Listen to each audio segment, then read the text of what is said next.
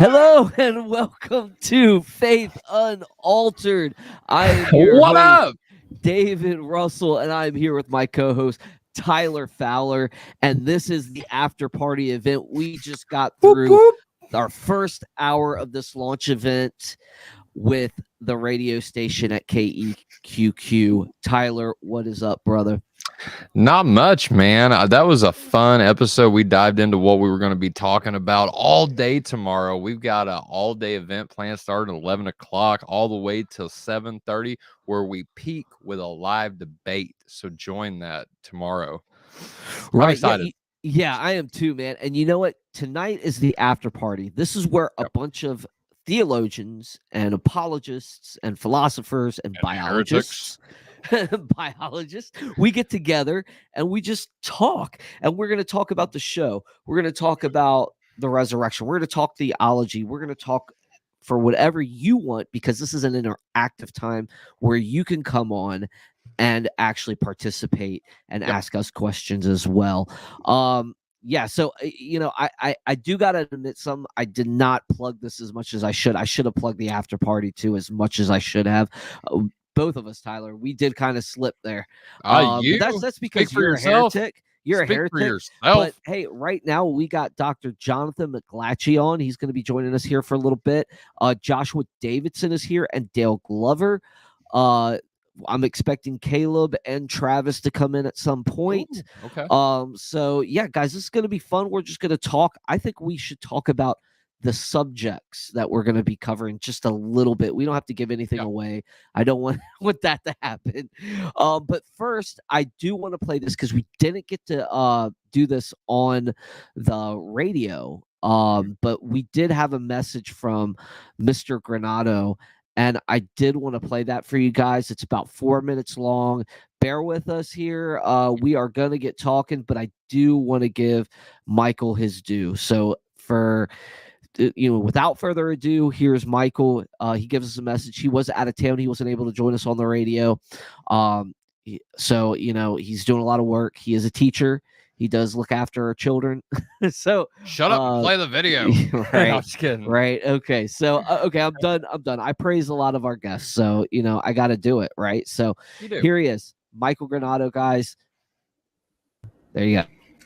Hello, everyone. My name is Michael Granado. I am going to be Jonathan's interlocutor for the debate on Saturday. I'm making this video because, unfortunately, I am going to be unable to make the radio show on Friday. I'm currently traveling. But I did want to hop on this video, give you a very brief introduction to myself and hopefully my general approach to the debate. I don't really like the term debate conversation. I recently, it's a funny story. I recently listened to Jonathan's debate with Cosmic Skeptic, actually before I'd reached out to Tyler previously telling him that I'd be more than happy to come on the show. And I'd watched Jonathan's debate with Cosmic Skeptic, and I got the message from Tyler that Jonathan was interested. So thanks to Jonathan for agreeing to do this. I'm really looking forward to it from what I have seen and heard. Jonathan's an incredibly intelligent person, level-headed. I think it's going to be a good discussion. I'm very, very interested in having this dialogue with him. And also thanks to David and Tyler for putting all this together in Faith Unaltered. So again, my name's Michael. I come primarily from a teaching background. I've spent the past decade teaching at both a high school and a college level. My academic background is in philosophy. Specifically, my graduate degrees are in history and historical theology. Interestingly enough, I was once a Christian. Not to sound like the stereotypical fallen atheist here, but my background's in history, specifically the history of science. For most of my academic career, I've been interested in exploring the intersection between science and religion and the ways in which scientific ideas are accepted and interpreted by people. I was interested in Newtonian philosophy, how Newton's Principia was received by academic theologians in the 17th century. From there, I studied the reception of Darwinism in 19th century America, and now my focus is largely on the philosophy of science, broadly speaking, philosophy of time, specifically the reception of Einsteinian relativity in France, a dialogue and a debate that happened between the philosopher Henry Bergson and Gaston Bachelard over the nature and structure of time in Einstein's relativity. So for the discussion on Saturday, I'm really hoping to talk about kind of the nature and structure of historical arguments that are oftentimes used by apologists to talk about things such as the resurrection and religious claims in general that claim to be historical in nature. And I'm also going to talk some about my own position on naturalism that I defend, and the reasons why I believe in naturalism and the reasons why I think that naturalism,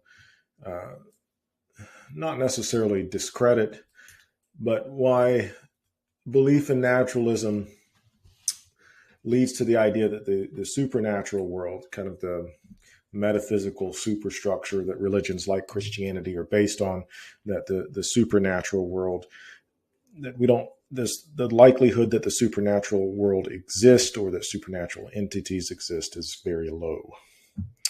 So that's going to be my angle and approach. But more than anything, I'm just really interested and excited to have this conversation. So I will see all of you on Saturday.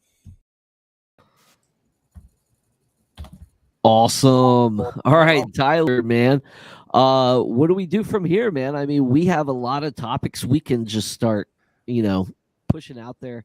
What do you want to start with? We do, and I really, I don't know why Travis has the TF on his logo, but I'm sorry, man. I keep trying to get that to only where it's mine, and I guess I've made everybody Tyler Fowler tonight, so my apologies. But since Travis didn't get to join us on the radio show, I do want to bring him on first to kind of get his side of the discussion. We heard Caleb, and then so we'll go with Travis. We'll jump to Caleb, and then David, I'll let you pick our next guest that we're going to speak to.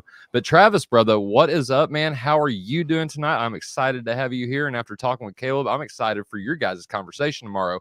So if you want to add anything to what Caleb said earlier, brother, feel free.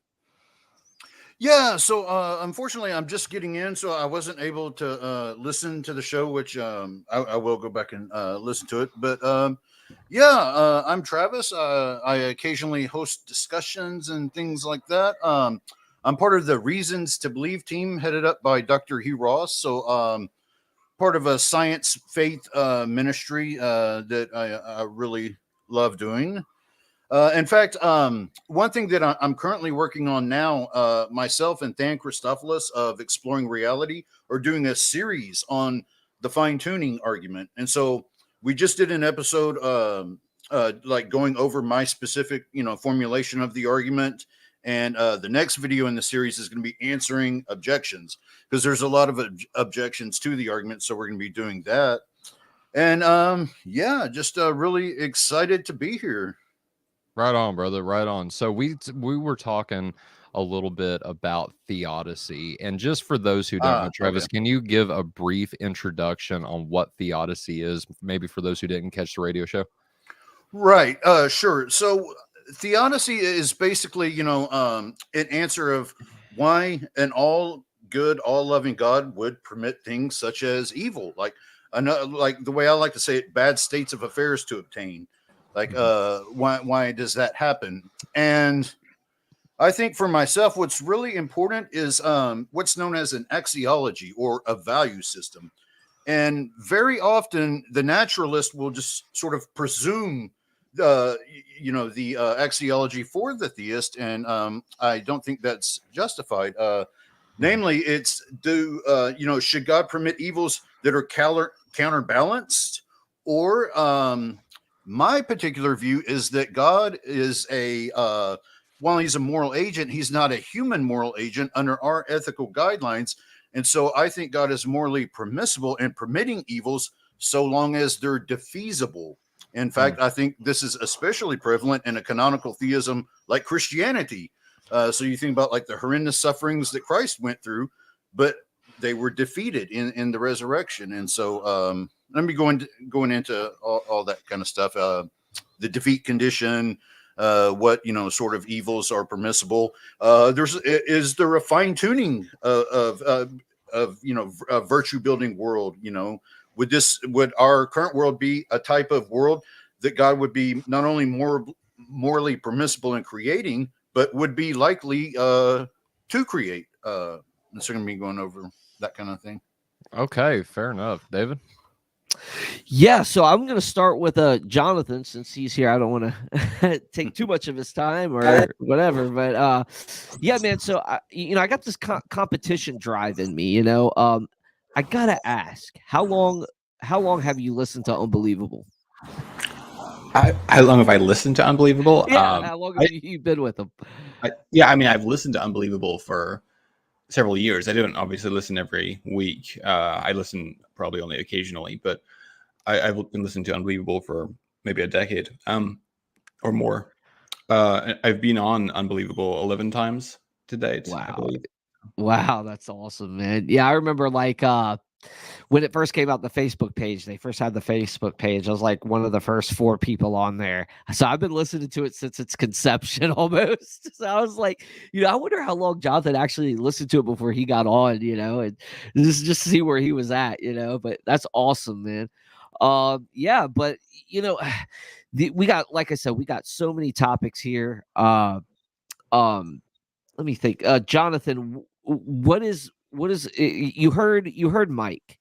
Is there anything that you heard from him that just kind of you want to just bring up and say, hey, this is what we're going to talk about. This is what I'll address. Whatever you want. I want to give you the floor for a minute to just respond to that video you saw. Sure. So I'm going to be interested to learn what Michael's arguments are for naturalism and why he thinks that supernatural entities in the world are enormously improbable. I'll be interested in listening to and cross-examining his arguments in that regard. In terms of methodological naturalism, one objection that sometimes is brought up is that a miracle, by definition, is an enormously improbable event. And if it wasn't an enormously improbable event, it wouldn't be a miracle. And so the argument is that the prior probability of God performing a miracle, even supposing that God exists, is astronomically small, right? And that's based on the uniform human experience that miracles are extraordinarily rare. And so any naturalistic contender for explaining the evidence pertaining to the New Testament and Christian origins has to be preferable to the hypothesis that God has wrought a miracle, because any alternative explanation, no matter how implausible, has got to be more plausible than the miracle explanation. It's a very, very common point, which can trace its history back to David Hume, the famed Scottish philosopher. And there's a number of significant problems with that particular approach.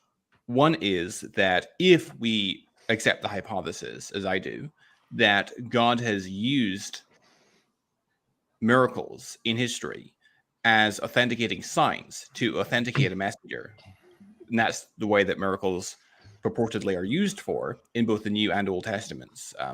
You see that, for instance, at the time of Moses, where there are miracles that confirm that Moses truly is a prophet. You've got Deuteronomy 18 that speaks about prophecies confirming that a prophet truly speaks from God. In the New Testament, miracles are described as signs that authenticate Jesus' teachings and his messianic credentials, and so forth. So if God has used miracles as authenticating signs, then they have to recognizably deviate from the normal course of nature. Otherwise, it would be robbed of their evidential value in authenticating a messenger, right? If miracles were just part of the way the world normally works, then we wouldn't sit up and take notice when God performs a miracle to authenticate a messenger. And so the hypothesis then that God has used miracles as authenticating signs predicts with a high probability that miracles are going to deviate from the way nature normally behaves when left to itself. And so the fact that miracles do in fact deviate from the way nature normally behaves when left to itself cannot be used as a severe blow against the hypothesis that God has wrought miracles as authenticating signs in history.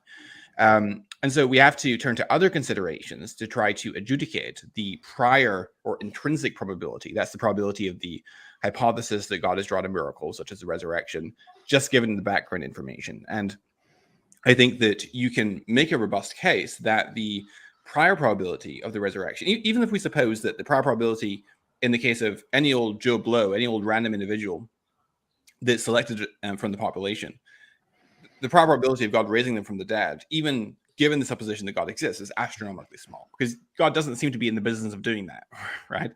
But it doesn't necessarily follow that the prior probability or the intrinsic probability in Jesus' case is equivalently low, because there could be, in principle, other lines of evidence that bear independently on Jesus' messianic and divine credentials.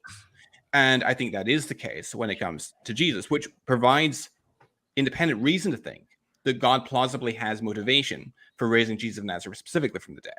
And so I would appeal to such evidences as, say, the Trilemma Argument, which was developed by C.S. Lewis, which is to say that there's overwhelming evidence that Jesus claimed divine status, and that being the case, then either he was God or he wasn't, and if he wasn't, either he knew it or he didn't. And the fact that he was willing to get himself crucified on account of that messianic and divine claim is compelling reason to think that he was at least sincere. And there's a very small reference class of individuals that can be honestly mistaken about being the creator of the universe and the God of Israel incarnate. And Jesus doesn't seem to fit that reference class. And so that moves the needle in the direction of Jesus' divine identity. And you could look at the argument for messianic prophecy as well, which also bears independently in Jesus' divine and messianic identity. And you could look at the conversion of the Apostle Paul and arguments pertaining to that, and various other lines of evidence that bear on the existence of the God of Israel and also bear independently on Jesus' messianic and divine identity, which then gives us reason to think that God plausibly has motivation for raising Jesus from the dead, and thus the prior probability in Jesus' case is not as low as it would be in the case of some random individual selected from the population. Dr. Malachi, I got a question for you. Does the fact that Michael, he said that he used to be a Christian and now he is no longer, does that change up your methodology for engaging with him versus somebody that's never been a Christian before? No, my methodology isn't dependent upon the person I'm addressing. It's dependent upon the arguments that are forthcoming. So, Fair enough. Yeah, it doesn't make any difference. Okay. So Caleb, just Mr. Miracle Man here with your book. What do you have to say with what Jonathan just said? This time, by the way. Yeah, it's working this time. Perfect. Thank goodness we tested that before. Yeah, I think I concur with Jonathan for the most part, as far as I don't think appeals to, or at least frequentist models to say that miracles are extraordinarily rare is useful, because if we're going to go by, well, lying or misperceiving is always more probable, then you can never affirm any extremely rare event. For example, there was one man, I forget what his name was, but he's reported as to winning the lottery 7 times. Now that's astronomically improbable. So if you were just to hear that and we say, well, what's more likely, that he's lying and that this is being misreported, or that people to do this? Well, we know there's lots more examples of people misreporting this and, tabloids and lying. So that's initially more probable. But when you have enough testimony to confirm that, enough testimony that's legitimate can in fact confirm a very extraordinary event. So I don't think it's the case that extraordinary claims require extraordinary evidence. I think they just need more controls. And I think you can establish those controls by the credibility of the people telling them. Another issue I have with methodological naturalism that I don't think people who pursue that get pressed enough on is that I don't know whose experience they're appealing to, because naturalism is a very, very, very rare and strange event, a strange belief in terms of anthropology. Most people on Earth, both historically and today, believe in some kind of supernatural realm. Even atheists, I believe, polls show about 25% of them believe in ghosts or some kind of spirit. So the idea that there is nothing outside of, that there's only nature, nothing outside of, is very strange. And so I don't know why we should try to bend backwards and try to appeal to this very small minority of people. Now, granted, the fact that a lot of people believe it doesn't necessarily make it true. That itself doesn't, but I think you do have collective religious experience.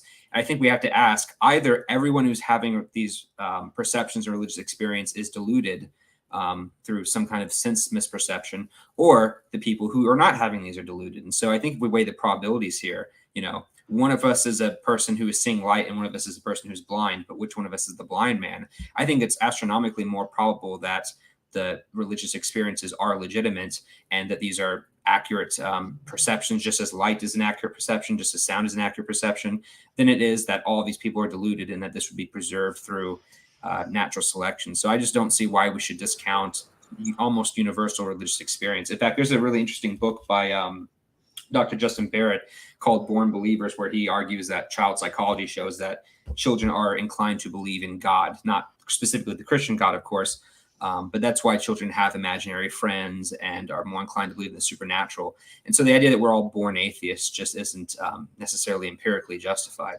So that's true. As far as miracles, I know I spent a long time on that question, but yeah, I think that the work I'm doing right now, which hopefully that book will be out by next year, I'm specifically focusing on medical documentation, as I said in the phone call earlier today. And so I think there's lots of great resources for that. Of course, you have most well known is Craig Keener's 2-volume book on the subject, which is mostly anecdotal, but it's still good to show the quantity of reports.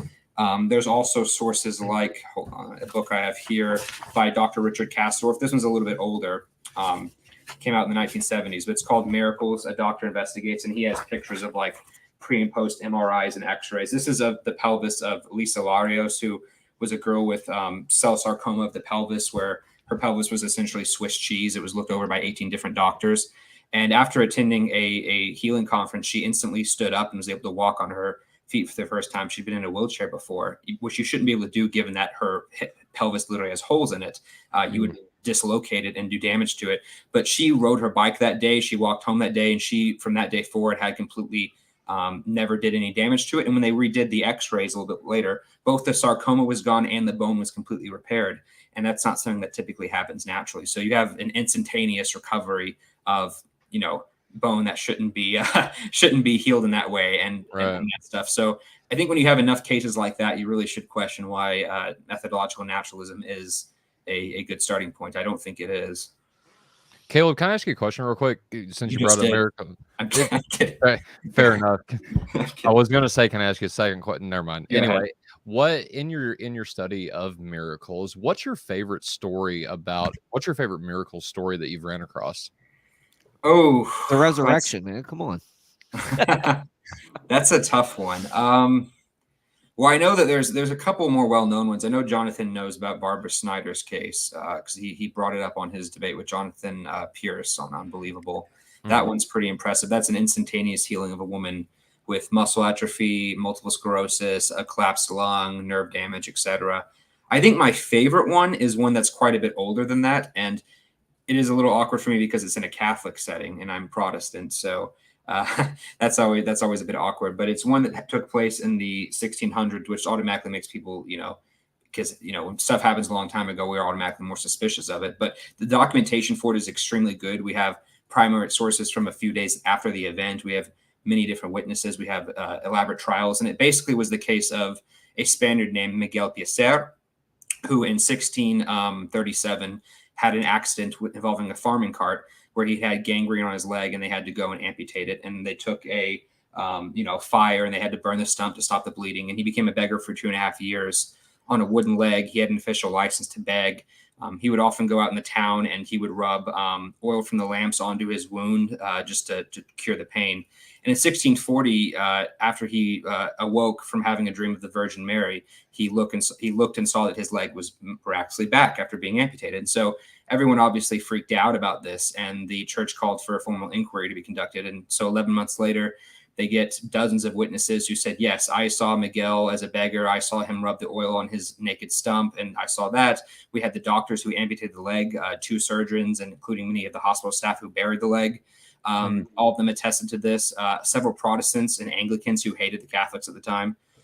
Even the ambassador to England at the time saw this because Miguel got to meet the King of Spain when he became a celebrity. Wow. And even David Hume, in his famous essay on miracles, mentions this. And he basically says, we have the Journal of the Cardinal who mentions meeting this man and seeing him with 2 legs. And it's such a fantastic story, but he doesn't need to go to investigate this because we know that a miracle supported by any human testimony is more likely to be a subject of human deception or deceit than it is to be a real legitimate miracle. So Hume is basically saying, I don't have to even bother to look into this. I know it's a fraud without being able to prove it. I don't have to prove it to you because we know this can't happen. So Hume hand waves it away as just another claim. But I think the historical evidence for that is very good. And I think the alternative hypotheses that have been proposed by some scholars, such as Miguel faked being an amputee for 2.5 years and like hit his leg, has a quandrum of problems. And so I have a long chapter on that particular case and other cases of people growing organs back or limbs back. So that's probably my personal favorite one. Are you familiar with the Dwayne Miller story? Yes. Pastor that received his voice while I think he was preaching a sermon. Josh Davidson actually turned me on to that. He showed me the YouTube video, and the guy's preaching about why sometimes God doesn't answer prayers. And I mean, you can tell like his voice is messed up. I think it was something happened, and for 18 or 20 years, his voice was completely shot. And then while he's preaching that sermon, he gets his voice back. And it's like you kind of hear him choke a little bit and kind of cough, and then he starts talking like he ain't never had a problem in his life. And it's just so great because whenever we have, I mean, we do in this world, we have a lot of, the fake stuff, which really, I think dampens, whenever miracles actually do happen, legit miracles. But it's true. I really think that God still does miracles today. And I think Dwayne Miller's, proof of that. Yeah, that's on video, as you said. I don't think it was for 20 years. I believe it was like for about maybe 2 or 3 years. Oh, real? Okay. It was some kind of, I think it was like flu or pneumonia or some kind of infection, but it had paralyzed and scarred his vocal cords. Okay. And so after that healing, he went back. He had been seen by 60 different doctors, including a symposium in Sweden. And after he had been healed, he went back and got scans, and the scars that had been on, not only were his vocal cords not paralyzed, but the scarring was also gone. Wow. Which doesn't normally happen. So, that's another really incredible case. I have a whole section actually of miracles that are caught on video because I try to go through and look at all the ones. Oh, why are these only in third world countries? Well, they're not. Here's some American ones. Well, why are these never caught on video? Well, they are. Here are some examples. Why doesn't God ever heal amputees? Well, he does. Here's some examples. So right. try to go over all the contrivances you hear about those and say that people just haven't bothered to look into them, because I would rather them say, okay, here's an example, but here's why it's wrong, than for them to just say this doesn't ever happen. So I think that's a better way to go about it. Right on, brother. Right. Yeah. I just, I've always wondered why we give Hume so much credit. I mean, once you find out the guy was actually answered by contemporaries in his time, and those answers were actually successful, I still don't know why people hold on to them, what Hume has to say. I mean, I just don't get it. But Dale, I know you had a question for Jonathan and Caleb, so I want to give you the floor to ask those questions real quick. Awesome. Yeah. Thanks for giving me an opportunity to be here. And so Jonathan, I know you're limited on time, so I'll start with you. I kind of agree. I agree with everything you said about the frequentist prior probability argument, and that, atheists typically say, well, God doesn't raise billions of people throughout history, therefore it's a very low prior probability that he would have raised Jesus. Sorry.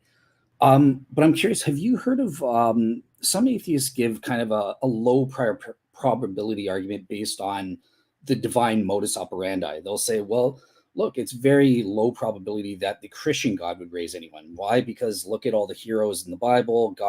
The majority of people in the Bible, God doesn't raise them. So it's kind of a nuanced thing. Like, I don't know if you've heard of that, and how do you respond to that? Sure, I can respond to that. So what I would say there is, first of all, the Old Testament prophesies that the Messiah specifically would be raised from the dead. You can find that in Isaiah 53:10.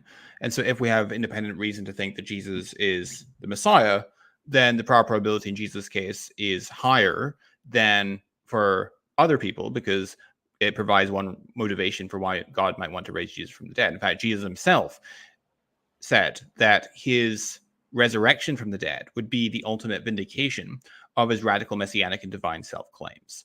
For example, in John chapter 2, verse 19, just after in verse 18, the Jews have asked Jesus, following his cleansing of the temple, well, what sign do you show? Do you prove your authority to do all this? And Jesus responds, destroy this temple, and I will rebuild it in 3 days. And of course, in Jesus' trial before Caiaphas, that we find in Mark 14, verse 57-58, and also in Matthew 26, 60 and 61. The false witnesses come forward and they testify falsely against Jesus, saying, "We heard this man say, I will destroy this man-made temple, and in 3 days I'll build another, but not made by human hands." And Jesus never actually said that. It's a garbled version of something Jesus said. But the reader of Matthew and Mark is not filled in as to what Jesus actually said. The reader's just left hanging. It's an unexplained illusion, and it's a pretty serious allegation. It's not the sort of thing that you want to make jokes about in first century Judea. It's like going through airport security and say, don't worry about the bomb in the bag or something like that. It's just not the sort of thing you make jokes about. And yet the reader's just left hanging. There's no pretext or elaboration on what Jesus in fact said. But if you read John's account, John chapter 2, as I mentioned, we find that John gives us the pretext of what Jesus said, and is actually concerning his resurrection from the dead. But John doesn't give us the later misrepresentations, the use of as an accusation. And so this is an example of an undesigned coincidence that actually provides evidence of independent corroboration of that saying of Jesus. And so another example would be in Mark 8, where in the context of Jesus talking about his death and subsequent resurrection, Peter rebukes him, and you have this twofold rebuke. Peter rebukes Jesus, and Jesus says, "Get behind me, Satan," or adversary, for you've not in mind the things of God, but the things of men, which fulfills a criterion of embarrassment, which suggests that this is an authentic saying. So we have very good evidence that Jesus predicted his impending death and his subsequent resurrection, and that he connected that with his messianic identity. So that's also relevant. And then we also have, in addition to we've got the argument for messianic prophecy, which I think has merit. Unfortunately, there's some treatments of this subject that have had a tendency to overstate the argument for messianic prophecy, but I think that it does carry significant evidential value if it's properly nuanced. So an example of messianic prophecy would be in Isaiah 53 verses 1 and 2. We learn that the Messiah is supposed to be rejected by his own people, which by itself is not particularly surprising prophecy, because there were many prophets, of course, in ancient Israel that were rejected by the Jewish people. But when you read Isaiah 42 and Isaiah 49, we learn that the Messiah was supposed to be a light for the Gentiles, so God's salvation might reach to the ends of the earth. Now, given that the Messiah is supposed to be rejected by his own people, how probable is it that he would nonetheless bring representatives of all nations to a recognition of the God of Israel? Well, that seems to me to be quite surprising. Highly expected of Christianity is true, and Jesus really is the Messiah. Quite surprising, on the contrary, if that is false. And so that it tends to move the needle in the direction of Christianity. Another example would be Jesus' birth in Bethlehem, which I think is well supported historically by evidence. And that, of course, fulfills Micah 5, verse 2, which says the Messiah was to be born in Bethlehem, the city of David. You've also got the coincidence that Jesus' death happens to coincide with the Feast of Passover, given the theological symbolism associated with the Passover imagery, the Passover lamb.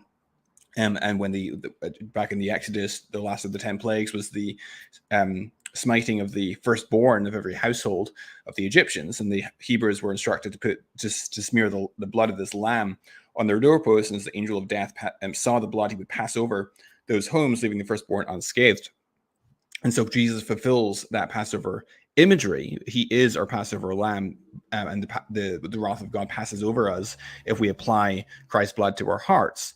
And so it's quite a striking coincidence then that Jesus happens to die on the day of Passover, given the theological import of that. And there's overwhelming evidence that Jesus' death was, in fact, on Nisan 15th, and so forth. And then I also mentioned you've got the Trilemma Argument, which is basically there's very compelling evidence to think that Jesus claimed divine status, and that being the case, he either was God or he wasn't. And if he wasn't, he either knew about it or he didn't. And there's very compelling evidence that he was sincere. The fact that he was willing to die as a martyr by crucifixion is evidence that tends to confirm that. And there's a very small reference class of individuals that can be honest and mistaken about being the God of Israel incarnate. And Jesus doesn't appear to fit that reference class. In fact, you see him exercising humility. He washes the disciples' feet and so forth. And so that, again, moves the needle in the direction of Jesus' identity. And so those arguments, certainly cumulatively, I think, are very, very compelling, that there's already a relatively high prior probability of God raising Jesus specifically from the dead. Does that answer your question? Yeah, awesome. Yeah, and I fully agree with what you're saying. I think it's good. Look, it's number one, it's about the prior probability that God would raise Jesus, given he had a motivating reason to do so. And you're providing evidence that, yes, he does have that reason. So that raises the prior probability. So, yeah, perfect answer. Thank you. All right, Caleb, I had one question for you. So I know you're the miracles guy and you're doing all the research. I'm wondering about the holy fire miracle of Jerusalem. Have you looked into this at all? I know Dr. Giulio Fonte has done some scientific investigations into it. What do you make of it? Is there any merit to it or not? So I have to be honest, I have not read the paper that you sent me yet because I got busy and I've been doing other things. But without looking at that, I have not thought much of it. I kind of presumed, and from the few writings I have seen of people mentioning it, it seems just more of a traditional thing where people go in and then they come out and the fire's lit. So with my limited knowledge into it, I don't see why someone couldn't just be lighting a candle on fire. I don't necessarily see that as requiring divine intervention unless there's some kind of control to prevent that. But I'm not aware of any extensive tests that have been done to control that. But again, if there has been a study, that's fine. It gets complicated with these things because when you look at like rituals, and of course Dave will know this with the Shroud of Turin because he's looked into this more than probably most people who are alive today, or even like images like Our Lady of Guadalupe, you just get a lot of backlash and traction and how some of these things are done. So I typically stick with healing miracles, although I do have a couple of examples in the book. Most of them are in Catholic context of non-healing miracles. So that'll include things like the Virgin Mary appearing in Zaitun, Egypt and being photographed and seen by tens of thousands of people, or Joseph of Cupertino levitating in front of hundreds of people and stuff like that. So there are a few examples out there, but typically that's not an area that I'm as interested in, but I'm always willing to change my mind if there is evidence out there. I just don't know how much has actually been published on it. Awesome. Thank you so much. You're welcome. Right on. Great questions. We did actually have a question from our buddy Than Christophilus. Let's see if I can pull that up. I would love to hear, well, I had it. There we go. I would love to hear how Dr. McClatchy would respond to someone like Godless Engineer who would say that undesigned coincidence doesn't work because of the synoptic problem. Sure. So I can respond to this. And if listeners would like the detailed response to this particular point, I would refer them to my 6-part series on my website, jonathanmcclatchy.com, where I respond to Richard Carrier, who makes this point, and I respond in great detail there. But I think that this point underestimates the evidential value of casualness when it comes to the undesigned coincidences. So for those of you in the audience who don't know the concept of undesigned coincidences, let me just give a couple examples real quick to illustrate. So let's take an example. Let's take an example between the synoptics. I mean, obviously, the argument that the synoptic problem resolves undesigned coincidences doesn't apply to examples between the synoptics and John, of which there are many, and doesn't apply, of course, to examples between the book of Acts and letters of Paul, of which there are many. But there are examples of intersynoptic coincidences. So Matthew 14, for example, we read, at that time Herod the Tetrarch heard about the fame of Jesus, and he said to his servants, this is John the Baptist. He's been raised from the dead. That's why these miraculous powers are at work in him. And so that phrase to his servants is unique to Matthew's account. Now, this raises two interesting questions. Why is Herod talking about this matter to his servants? And how does Matthew know what Herod is saying to his servants, presumably in the privacy of his own palace? Now, if we look at Luke's account in chapter number 8, it says, soon afterward, Jesus went on through cities and villages, proclaiming and bringing the good news of the kingdom of God, and then 12 were with him. And also some women who'd been healed of evil spirits and infirmities. And it lists those women. These are Mary, called Magdalene, from whom 7 demons had gone out, and Joanna, the wife of Chuza, Herod's household manager. And so there's a reference there to Joanna, the wife of Husa, Herod's household manager, which then gives us some illumination as to why Herod is talking about this matter to his servants, how Matthew comes to know what Herod is saying to his servants, presumably in the privacy of his own palace. Jesus has a female disciple who's married to someone in the highest ranks of Herod's employment. And so there you have two pericopes in two distinct pericopes between two different gospels, Matthew and Luke, which interlock in this very casual and undesigned way. It's not that Luke is including this detail to try and make sense of Matthew. They're just not connected. And Luke doesn't include in his account this information that Herod was speaking to his servants concerning Jesus and what Herod was saying. Another example between the synoptics is, or actually, here's one between the synoptics and John. So in Luke 22, you have the institution of the Lord's Supper. And in verse 24, this is at the last Passover meal that Jesus has with his disciples right before his death. And it says, from verse 24, a dispute also arose among the disciples as to which of them was to be regarded as the greatest. And he said to them, the kings of the Gentiles exercise lordship over them, and those in authority over them are called benefactors. But not so with you. Rather, let the greatest among you become as the youngest, and the leader as one who serves. For who is the greater, one who reclines at table, or one who serves?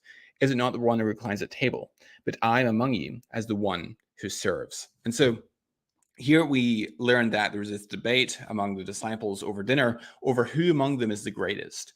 And Jesus says, who is the greater, one who reclines at table or one who serves? It's not the one who reclines at table, but I'm among you as the one who serves. And what's Jesus meaning when he says, I'm among you as the one who serves? Now, if we go over to John's account in chapter number 13,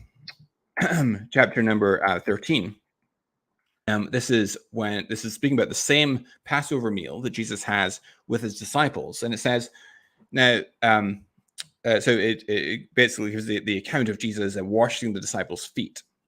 And so it says, during supper, when the devil had already put into the heart of Judas Iscariot, Simon's son, to betray him, Jesus, knowing that the Father had given all things into his hands and that he had come from God, was going back to God, rose from supper. He laid aside his outer garments, and taking a towel, tied it around his waist, and he poured water into a basin and began to wash the disciples' feet and to wipe them with a towel that was wrapped around him. Now, John doesn't give us any, doesn't report to us the object lesson. Doesn't report to us the occasion that gave rise to this object lesson in servanthood. He reports the object lesson itself, namely Jesus taking this towel and washing the disciples' feet. So Jesus shows his humility before the disciples, and that he, even though he's the greatest among them, is the one who serves.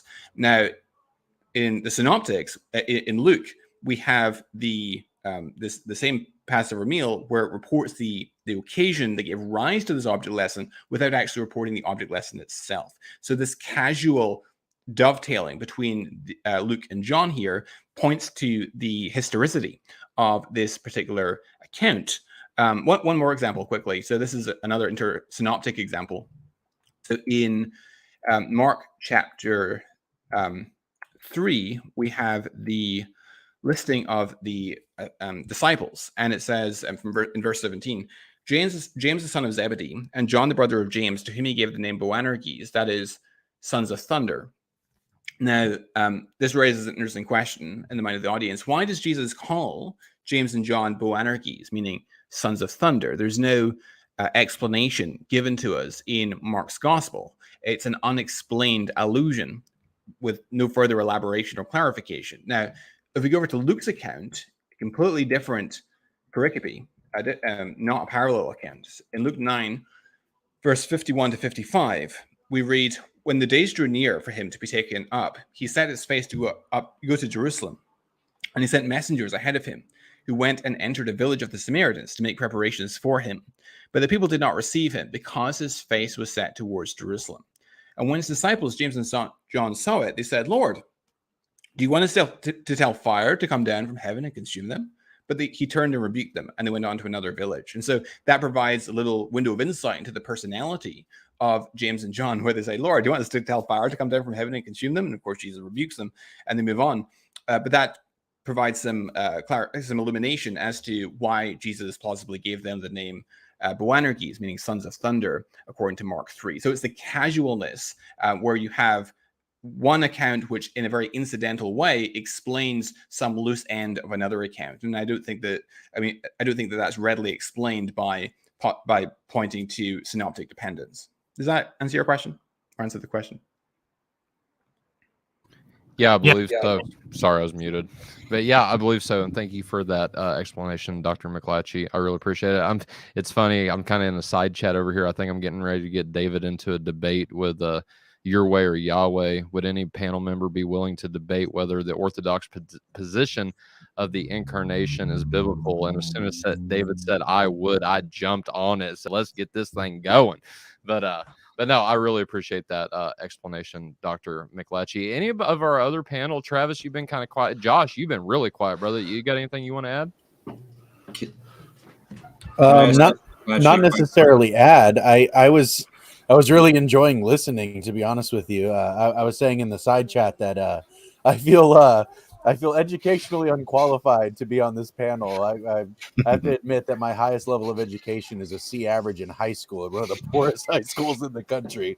So I'm just really, really pleased to be able to listen in on some of you guys that have really spent the time and the energy on learning and understanding what it is that you're talking about in your specific fields. And, nobody can know everything, but you guys have really made a focus of what you've learned. And I can admire that so much. Like, I don't have any formal education, but I am an information forager. And so in terms of where I come from, this is just really exciting for me. I said on the CSG episode we did last week with Nicholas that I've become addicted to not being the smartest guy in the room. And this is really the place for me. So I'm really pleased to be here right now. Yeah, and likewise, my main specialty is in natural theology, specifically fine-tuning and contingency arguments. That's kind of my bread and butter. Also, viewing theism as a theory and comparing its theoretical virtues. Most recently, I've really started looking into the moral argument.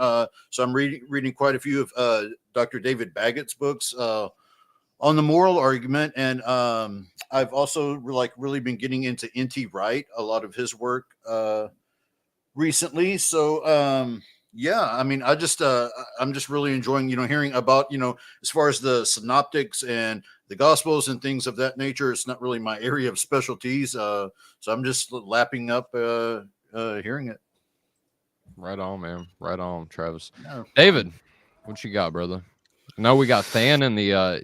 I know Than came. He wanted to ask something, so he was cooking. So I was giving him a little bit more time to cook. That was my question. Yeah. Right now. That's do you have something else? No, that was my. You already asked my question. Yeah. Did you want to do anything else?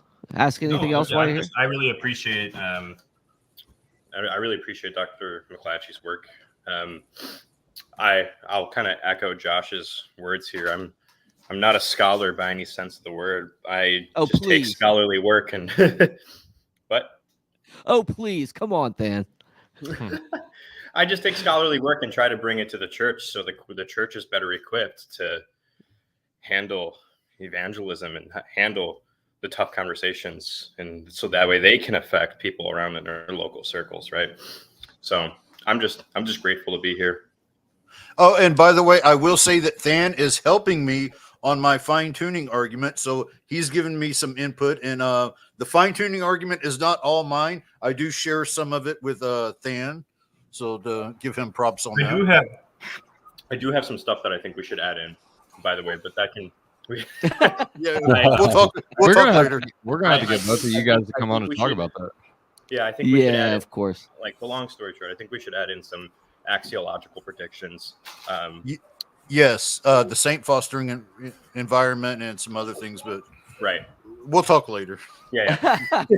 So you guys are fine-tuning your fine-tuning argument there. Right. That's pretty good. That's it. Okay, so so this might sound weird, all right, but because I've got the theodicy guys here as well and one narrative structure guy, I want to see where we can go with narrative structure and theodicy here. I want to kind of see if we can, is there any way that we can combine the two, and does the narrative structure give us, in your mind, Josh, a resolution to the emotional problem of evil?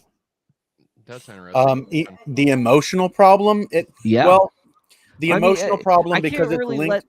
I can't really let you talk about the logical problem because narrative. No, I'm just joking. I'm teasing you, man. Man. Well, I can say that I had to do a little jab. the emotional problem is something that is more closely linked to lived experience, and so because of that, it is more closely linked to what I would say is something that the narrative structure can speak to. Because of that, I would say that the way that, okay, just so that the rest of the guys that are here, because I'm not sure if you guys listened to the episode that we did on narrative structure. Ultimately, what it means is in terms of cognitive science and human perception, we actually perceive what's around us, our past, our present. We even conceive of the future within the framework of story or narrative. In fact, it was said by John Vervaeke and as well as Dr. Peterson, who's a psychologist. They have great overlap, and what they were talking about was how if you build a building, you build it on the ground, right? If you have a thought, it's nested on top of something. The thing that it's nested on top of is the framework of the narrative, or the framework of the story, or the immediate sense data that you're experiencing. And the way that you interact with reality when you're doing that is you have, let's say, a hierarchy of values, right? And I think it was Travis, was it you mentioned that you had to have a standard of value by which you judge the problem of evil, or else there's nothing to nest the problem in, right? And right, yeah, and axiology, like how we value, like how God should value things, yeah. Right. And so in terms of that value hierarchy, even in our lived experience, let's say you have a frame of reference for what it is that you're doing and what it is that you're desiring. And the way that you acted out in that frame of reference is, I'm in this place. What I desire is this thing. The satiation of this desire or this passion or this drive, this frame, is qualified by the thing that I have at the top of this immediate value structure, right? And that let's say, for example, you could have something like thirst, right? Thirst is a framework that we're all familiar with. You get thirsty, and then immediately your brain shuts off everything that's not relevant to obtaining something to drink becomes immediately irrelevant, and you have to make willful engagement with things that have nothing to do with drinking, right? And you have to purpose in yourself to ignore that framework and create for yourself another story to live in. But most immediately, if you're really thirsty, let's say you're dying of thirst, there's nothing your will can do to drop out of that frame. You're going to have only that frame to work with. That's at the top of your hierarchy of values. And if that's at the top of the hierarchy of values, it literally informs your perception of relevance. And relevance is something that gives us the ability to interact with the world in a way that let's say, if and this is something that Garrett was mentioning in the show earlier, is that if you don't have a hierarchy of perception to say one thing is more important than another, there are simply too many facts to look at in the world. You will be paralyzed, and you will not have a selective mechanism by which you can act. You need to have a hierarchy of values to select from in order to have something guide you forward, right? And so if we say that something is good or evil, it has to fall within a frame of reference for something good or evil, right? And so in order to have a problem of evil, you actually have to live within that narrative structure and say something is out of place and interrupts or disables my frame of reference to the point where I'm immobilized or I'm dead or something like that, right? Where there are things that, like, let's say the difference between I have a stubbed toe or I have cancer, right? There's a larger disruption from one to the other, and depending on the disruption of your frame of reference is going to be something that illuminates to you more so of what we call that problem of pain or that problem of evil. And we just look at it in terms of magnitude when we think logically, but realistically, moment to moment, we don't live on logic. Logic becomes something like a second level abstraction. You don't live in logic. You use logic to guide where or what you live in, right? And so in terms of the forming of the problem of evil, especially the emotional problem of evil, where it's like, what, I feel this thing, I experience this thing, and it doesn't seem in my experience that I can ignore my suffering. Therefore, it's the most important thing in the world. It's the most prominent thing in my experience. I can't ignore it, and there needs to be a justification for it. What is it? And so I think that the narrative view of the world that I'm describing is something that actually gives us the ground on which we can even support something like an argument for good or an argument for evil, if that makes sense. Yeah, and so basically, of course, I'm going to get into it a lot more tomorrow, but I would kind of follow suit with like what John Chisholm, John Schneider, Trent Doherty, and even Marilyn McCord Adams would follow with this idea of defeasible evils, that God is more concerned about what we become than what necessarily we go through. But here's what's interesting with the emotional problem. That's where I think Christianity has the biggest advantage, because we're told to rejoice with those who rejoice, weep with those who weep, and everything, and to love our neighbors as ourselves. Frankly, I think Christianity has the best problem to the emotional problem of evil. It's agape love. Right, I agree with that, and I think that actually, if I were to take that a step Man, further, Travis, I was about to say amen. I mean, if I were to import what Travis just added into what I said, ultimately the frame of reference would be my own personal suffering, and the way that this ties into the narrative structure we're going to be talking about tomorrow is participating in that story. I rejoice with those who rejoice. I participate in that story. I willfully engage in their part of the story, right? And so if I say, and this is something that I think the modern world has a great misconception of, is we're not main characters in our own story. We're tangential characters in a story we all share, and we can all participate in a story, right? And like you said, the suffering is nested in something larger than your immediate experience. There's something like a meta story that the immediate framework is nested in, right? And that meta story is something like the proper image of God. And when we reflect the proper image of God, all those immediacies kind of fade into their place.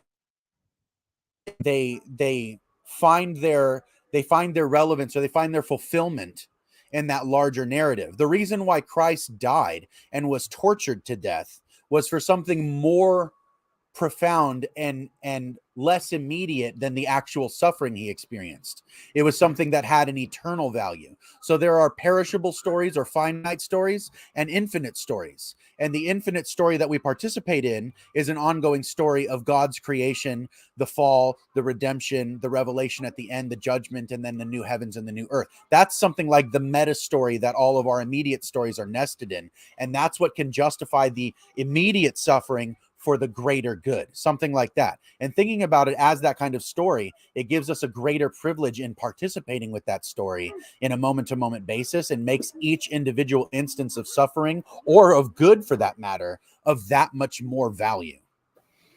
You know what I think is really fascinating with what you just said, Josh, is not only did Christ, defeat the evil, obviously, in his resurrection, but even on a personal note, he said, Father, forgive them. They don't know what they're doing. So it was that he personally loved and forgave them. So he defeated that emotionally. And then obviously in the resurrection, he defeated evil. So, yeah. Dr. McClatchy had a question actually for you, Josh, and then Caleb had a question. So Dr. McClatchy, if you want to go ahead and ask yours. Sure. So when it comes to the problem of evil, one objection that's raised to the problem of evil, which I think your argument is also along the lines of, is that in order for the problem of evil to get off the ground, it requires that you presuppose some objective standard of right and wrong, which grounds evil, and therefore evil is in fact evidence for the existence of God in that sense, or right. The atheist can't consistently run the argument from evil unless they grant moral realism, which points to God. I personally don't like that argument myself, and I think there's a really significant vulnerability to that argument, which is that the argument from evil does not require that the atheist grant moral realism. It's generally run by atheist philosophers as an internal critique, which is to say that even if the atheist grants for the sake of argument that they cannot objectively ground moral realism, the only relevant point is that the theist claims that they can, and that the way that the world is inconsistent with the way that one would expect on the supposition of theism. Does that make sense? How would you respond to that particular objection? Yeah, so let me just say I agree with you. I think that's a terrible argument. That in order, for the argument from evil to get off the ground, do you have to suppose more realism and more realism? No, I think that's a terrible apologetic, and it's one I certainly wouldn't use.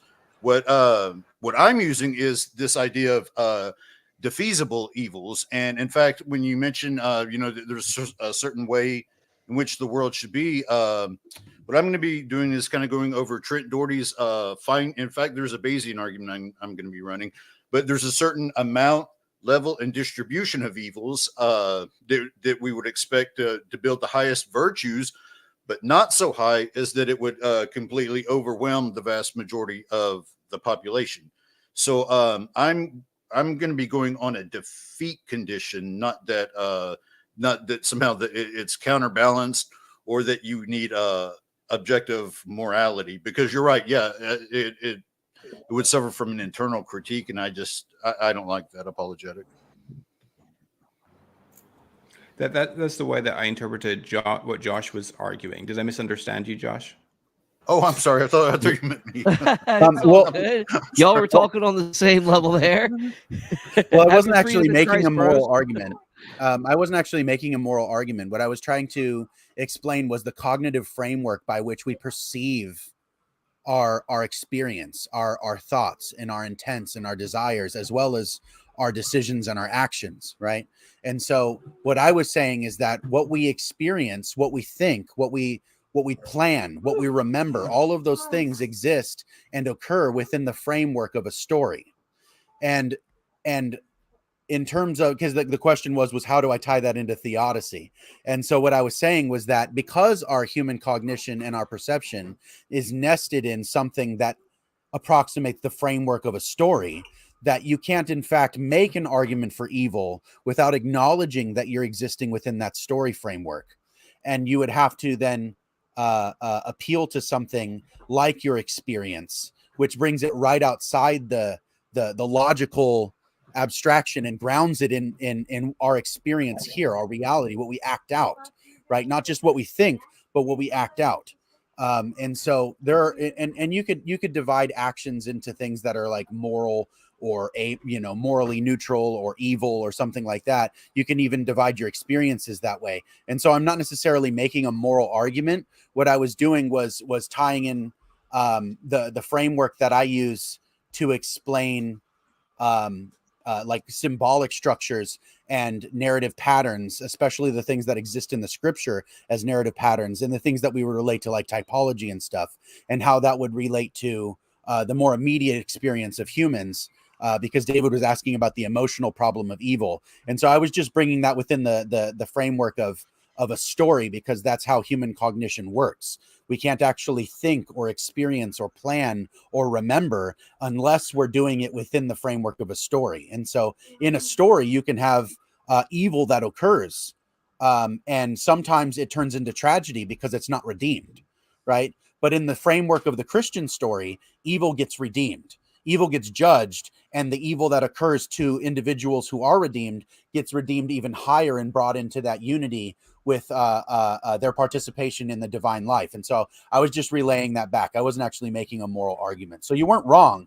It does have a correlation, but I wasn't necessarily talking about objective evil or objective good. I was talking about specifically like a narrative framework of cognition. Okay.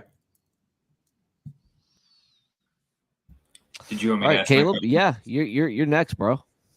Yeah, no, I think that the points that were made earlier were right as far. Well, this is just a caveat; it's not the question. But I think that the skeptic could really just say that it's semantics to call it the problem of evil. They could just say it's the problem of indifference. I think is how Paul Draper puts it. Right, that it seems that the universe is indifferent towards human survival or human flourishing, which is what we expect under naturalism, but not what we'd expect if God values human life. But so that's, I think, how the skeptic would respond. But my question to Josh was, I agree with Josh that God is the, if I'm understanding correct, kind of the end all be all to the narrative, the end of all of our desires.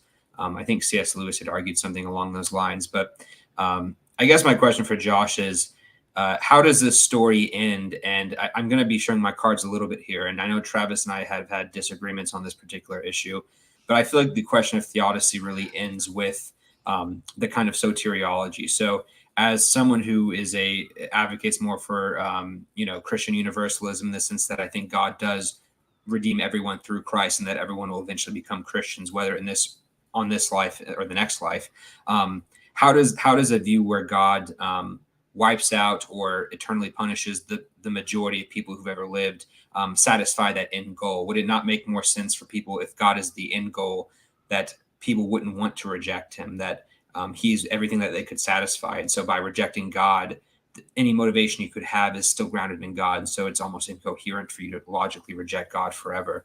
And so I guess, how does that work with defeasible evils, right? Like, is evil really defeated if people are eternally separated from God and God has to compromise with what he actually wants for all of eternity? Gotcha. Okay, so there are Trent Doherty would say that as far as soteriology, he would say as long as it's even logically possible to be defeated, it's fine. My own view would be, I think, there are several ways we can lay this out, but no, I don't think the defeat of evil relies on everyone going to heaven. Although I'm sort of on the fence where I lie with that. It's compatible with it, though, right? Assuming that not automatically, assuming that they go through hell as refining them and is for future soul making, right? Okay, right, yeah. Now here's the thing. I think some are obviously gonna fare better than others. In fact, this is something I've been kind of thinking about the doctrine of hell lately, and I've kind of come down to two views: either a universal reconciliation in Christ, or some sort of eternal separationist view where what we call torment isn't actually physical torment, but it's more like restraint. This is Hugh Ross kind of goes with that. So you would reject any model of like conditional immortality where the wicked are just wiped out of existence? Yeah, I can't square that. I can't. I agree, but for different reasons. Yeah, philosophically, well, yours is heretical there, Caleb. So, well, technically, either of them are. Yeah, tell that to Origin. Origin was a little weird. He did cut off his. Hey, Origin did cut off his balls to read the Old Testament.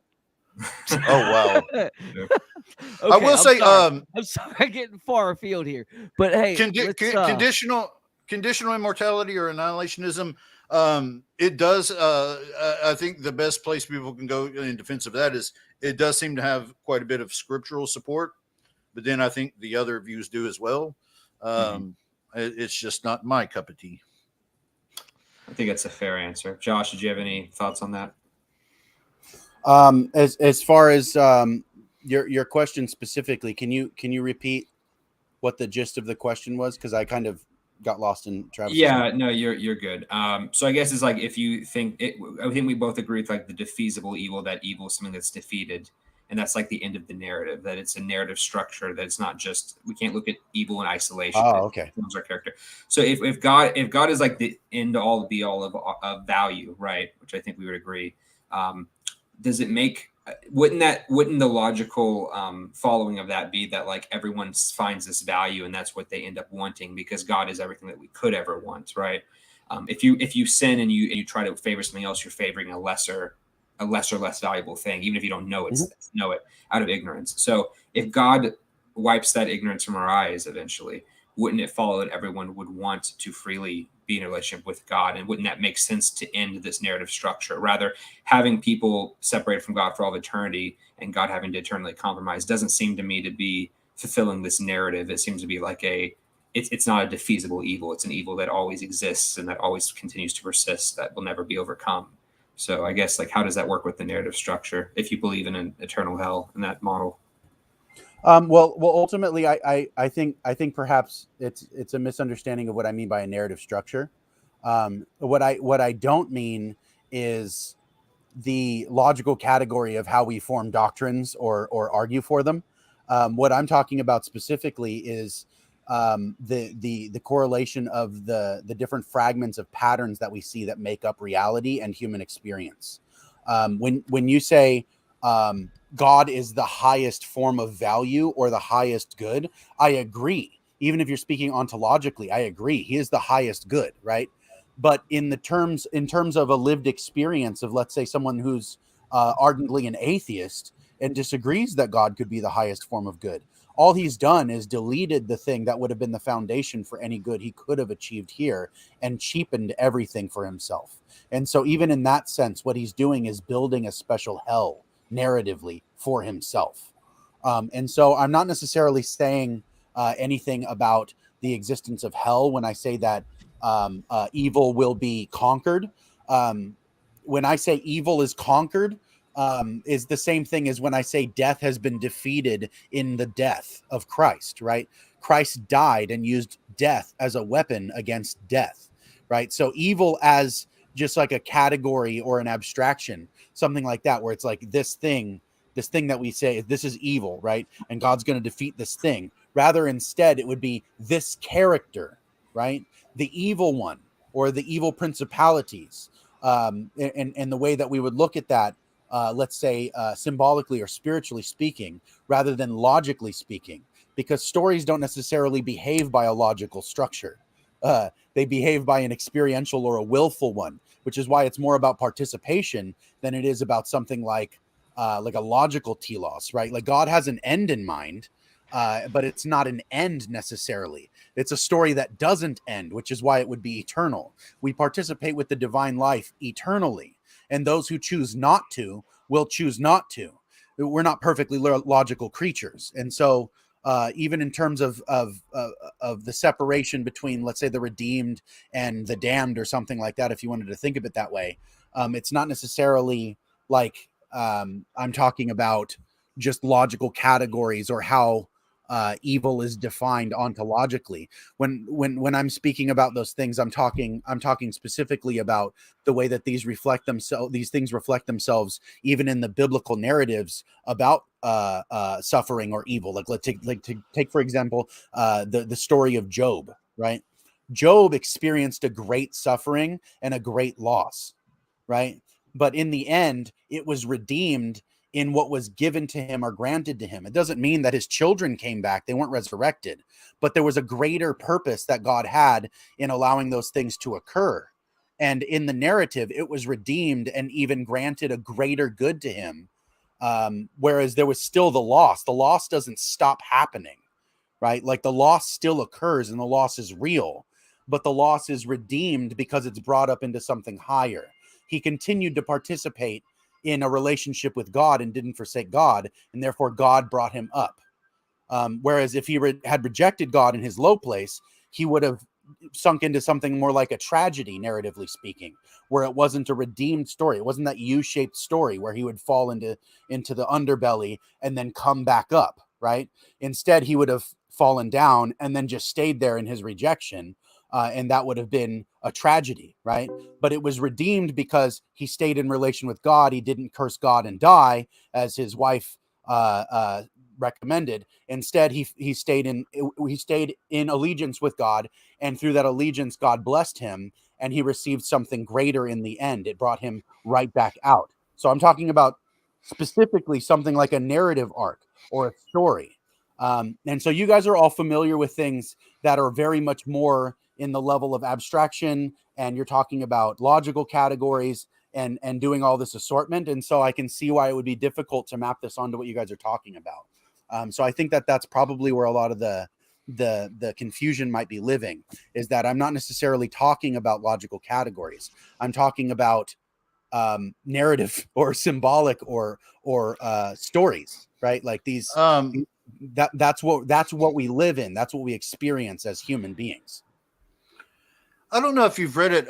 John Schneider has a really interesting, something kind of similar, maybe on his book, The Darwinian Problem of Evil. And it's he has this idea that it's kind of like aesthetics, that God being a non-human artist, because, you know, if it's a human artist, you know, there's the objection, well, the end, you know, you can't say that bringing about evil is like an ends justify the means type of objection. But he leaves it open that perhaps God, as a non-human artist, is sort of weaving together this like a beautifully tragic kind of art form that accumulates in the defeat of evil. Is like that a tapestry? Sort of. It's like tragic art, like tragic art expression that God is permissible in doing as a non-human type artist. Is that kind of where you're going with it? Sort of. I mean, the image is appropriate. I would say that if you're thinking about the course of all reality as a series of individual threads that find themselves within something larger, like I said, that my story is nested in something larger than myself. Otherwise, it's a finite story, right? If I was an atheist that rejected God, my story would be a finite story. It would come to an end. But because I'm affirming a theistic framework, I can nest that story in something much larger than myself, and I can find a meaning that's greater than the most immediate basis of my experience, right? And so I can guide my judgments not based on my immediate desire or my passions, but I can curb those passions by concentrating on something that's greater than my immediate experience. And then I can make my decisions based on that. And what I would say is ultimately, like, you can think about it this way. I'm an individual, and in myself, I have many components, many parts. I have desires and passions and drives and whatever, right? All of those individual components find their unity in me, right? And in the same sense, I have a family, right? And I participate in that family, and the family together has something that unifies it.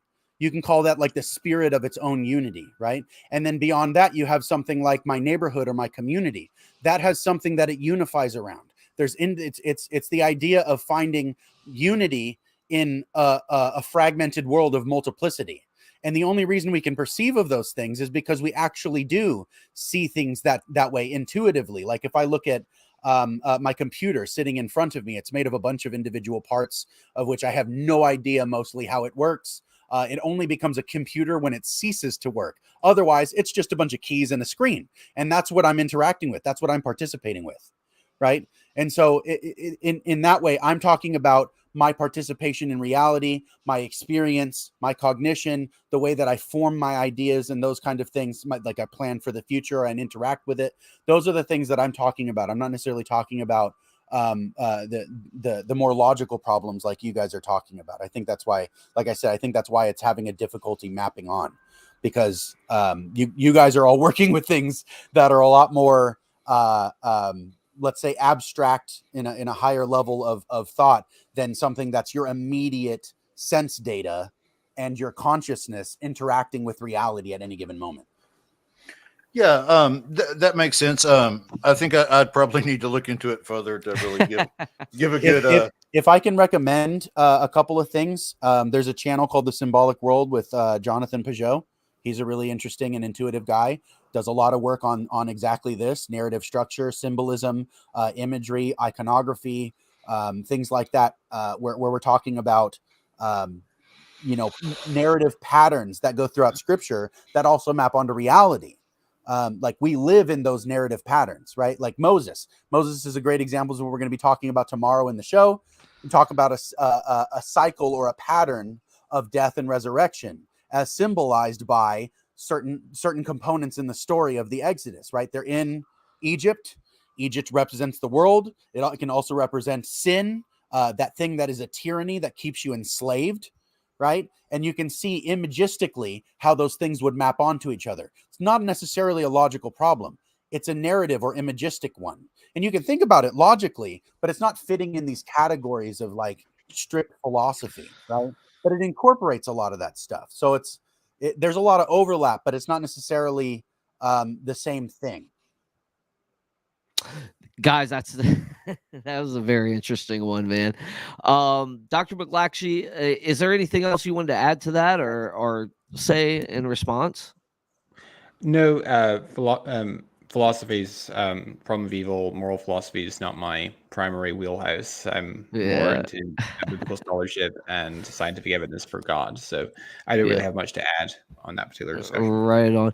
You know, one of the things that I was really interested in, guys, I love the conversation. I wonder if there is a way to map that on there, Josh. I think Dale, you can also. And I don't speak too much. I don't get in when I'm hosting. It's all about you guys. You know, I love to make it all about my guests and stuff like that. But me and Dale have been talking about the Odyssey, and I've been like bringing a little bit of this to the whole area. And I wonder, Dale, do you think there's a way to marry some of this into what we've been talking about? So I'll be honest. I've been a bit distracted in the Oh, you sinner! You sinner! You sinner! Yeah, I don't know. Like, yeah, me and you have been kind of talking about that. So obviously, I do think that you have to, whatever your answer to the problem of evil is, it has to be biblically consistent. You can't have something that contradicts Scripture. I have no idea if that answers your question. No, it doesn't. It doesn't. But I get what you're saying, and what I would always say is, and to back you up a little bit, you know, I think we've ignored the theology too long when it comes to the problem of evil. We've stuck to the philosophy a little too long, and I think that you can't separate the two. I don't think it can be possible. Once, go ahead. Travis. One thing I will add actually on the problem of evil is, so from my perspective, I would grant that the problem of evil is some evidence against the existence of God. Obviously, as a Christian, I think that it's counterbalanced by sufficient evidence on the other side of the balance, which tips the scale significantly in favor of theism and Christianity more particularly.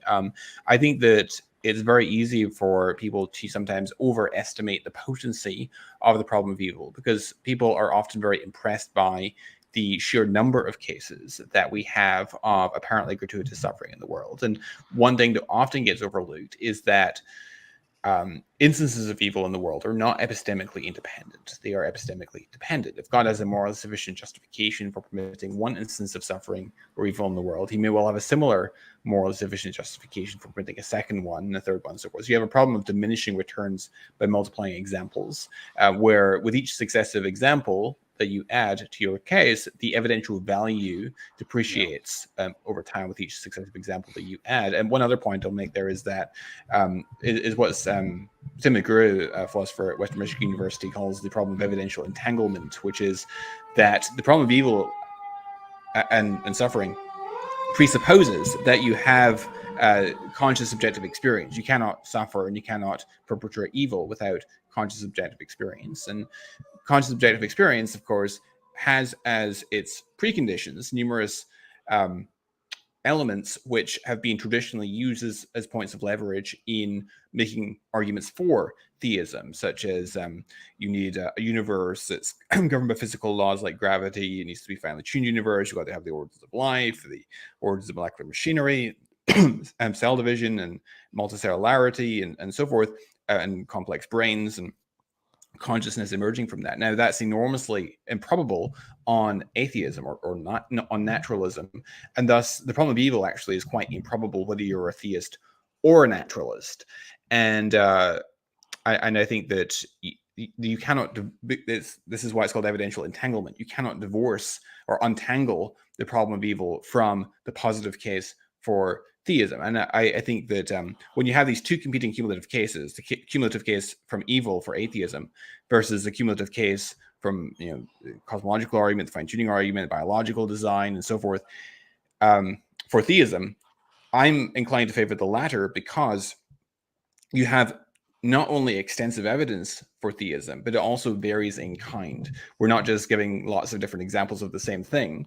We're giving diverse examples that span multiple disciplines. You have multiple categories of evidence which all convergently point in the direction of theism, and if a certain evidential threshold is satisfied, that in support of theism, that provides an indirect basis for thinking that God has some morally sufficient justification for permitting evil in the world, even if that currently eludes us and we don't know what that explanation is. Any thoughts or comments on that? Yeah, so I was kind of in your same position, Dr. McClatchy, that I would look at it as sort of a cumulative case that, and I would say that given natural theology, that the problem of the scale is obviously tipped in favor of theism, even with certain issues of the problem of evil going through. So yeah, I was totally where you're at. However, I will say that reading John Schneider's and most recently Trent Doherty's book on the saint fostering theodicy, I've come to the conclusion that evil is actually the amount, frequency, and distributions we have. In fact, this is what I'm going to be arguing tomorrow, is actually more probable and predicted under theism. So my views have recently shifted after kind of going through their works and looking at this issue of the defeat condition. And to kind of come back to what David was saying, what's very interesting is it's very easy to square this type of theodicy and a defeat condition with a canonical theism like Christianity. And I know you'll have people like Draper who will say, well, it's making more immodest claims, and but it's not an auxiliary hypothesis. And I would go with Swinburne's view of simplicity, that it's a matter of what we posit initially, and then everything else that's an entailment from that. So I don't think we're making immodest claims. And so, yeah. I would come behind that, Dr. McClatchy. I'm working on a theodicy myself that goes beyond what I've been learning and stuff like that. I'm trying to add to some of the papers I've had in my master's program, and try to even delve deeper. Actually, Dale gave me a nice bibliography of the problem of evil, works and stuff like that. So, I'm really looking into it more because I do agree with what you said. I really do. And I think that there's a lot more to it. And I do think it's multi-layered and there's a cumulative factor to it. But I also think what I was saying about theodicy, I was basically, or theology, not being able to separate that from anything. It would go back to pretty much what you said. I think you said it pretty elegantly. So all in all, but yeah, Caleb, did you want to add anything? I mean, I think Dr. McClatchy said it pretty good, and I think Travis added to it really well as well. I would agree with both of them on the entanglement. I see that Dale has a question on that. I also had I had a question for Jonathan, but it was way back when talking about undesigned coincidences. So I don't know if you want me to wait till after we live streaming, so it's not off topic. But in short, I do agree with what was said about entanglement. I think that even though I don't think evil proves God in that sense, I think it is true that in order to have suffering, you have to have conscious agents, and that conscious agents are far more probable under theism than naturalism. Yeah, absolutely. Absolutely. Yeah. Dale? Yeah. Just a very quick question. So, I know we've been kind of talking about cumulative cases, and we have to consider all the evidential factors and that sort of thing. And that kind of brings up something that I'll be presenting about in the context of the evil God challenge. Some atheists employ this thing called the bracketing move, where they say, no, we don't have to consider all the evidential considerations, only certain ones matter. So I'm kind of taking it out of context and just wondering, have you encountered anyone who's used a bracketing move in this context in terms of ruling out certain types of evidence and stuff? Who are you asking that for? Oh, for Jonathan. For anyone, but Jonathan first, I guess. You muted, Jonathan. Muted, yeah. Sorry, can you ask the question again? So some atheists employ this thing called the bracketing move. So they'll say you don't have to consider certain types of evidence. Yeah. So I just wanted your take on that. Yeah. Paul Draper, for example, takes this perspective where, I think what you're getting at is, given that, they'll grant that consciousness is evidence for theism, it's more probable in theism than atheism, but given consciousness, the problem of evil is much less probable on theism than it would be on naturalism. Is that where you're going with that? Yeah, sure. Yeah. So I would agree with that. And so that's why I am prepared to say that the problem of evil is evidence that tends to confirm naturalism. It's more probable on naturalism than it is on theism, given that you already have consciousness. Nonetheless, it does emphasize and highlight that there is consciousness in the world, and that is much more probable given theism than naturalism. You cannot have evil unless there is significant evidence already in the world for theism. So yeah, we do have to address and tackle the problem of evil. It's not a get out of jail free card, but it's just to point out that it should draw our attention to the fact that there is tremendous evidence in the world for theism from the existence of conscious agency. Does that answer your question? Yeah. Awesome. Thanks. Yeah. You know, it's really, I don't want to give too much away, especially with what I'm writing and stuff and what I've been like taking notes on. So I'm going to leave it there. We've discussed pretty much everything that we talked about, except for we didn't give the entirety of Jonathan's argument away for the debate tomorrow. And that's a good thing, you know? So we didn't ask him, we didn't probe in to see what he was, you know, any part of his opening statement or anything like that. So I'm happy about that. But again, Dr. McClatchy, it is such a pleasure to talk to you, man. Like I said, I've been a fan, you know, for a long time, man, since the Unbelievable days, like early on, man. I like I said, I started listening back in 2007, and they had just it was almost in the conception days, you know. I talked to Justin not too long ago on this show, or not on this show, but on the on my previous show, and man, we reminisced for a while, and it was just like, wow, you know, it's been a long time, you know.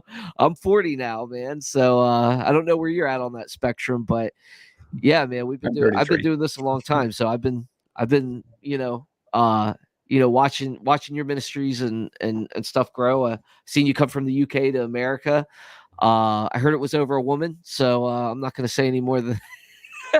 Well, no, I actually my wife's from Austria, so we're both really? here on visas. Yeah. Oh wow. Well, you know, I heard the ambulance or whatever was going by, and I was like, that's got to be Massachusetts, man. I'm teasing.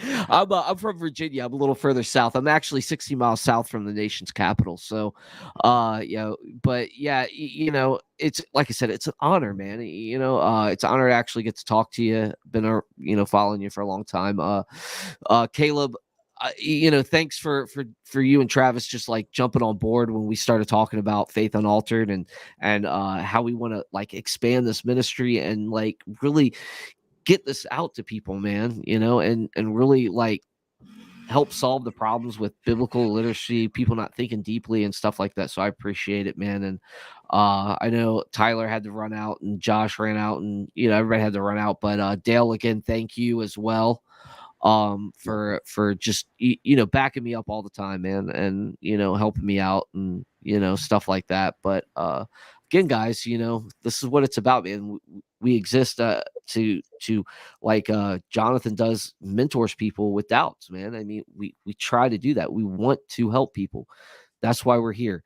You know, at the end of the day, they have to make their own decisions.